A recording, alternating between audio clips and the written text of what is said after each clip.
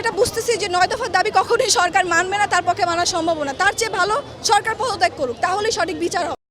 আরোহী মিম বলেন, আমাদের দাবি মানতে হবে, আমাদের দাবি এক দফা এক। আমাদের এই এক দফা দাবি সরকার মানবে না, যদি না মানতে চায় তাহলে সে আসন ছেড়ে দিক।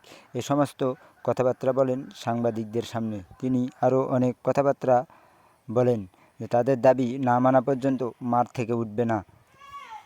শিক্ষার্থীদের বুকে কেন গুলি চালানো হলো সহ নানা বিতর্কে জড়িয়ে যান তিনি সাংবাদিকদের সামনে। এছাড়াও তিনি আরও বলেন যে আমার ভাইদের রক্তে রাঙানো ওই বাংলাদেশ, এ রক্তের বিচার কই? আমি ছাত্র হত্যার বিচার চাই।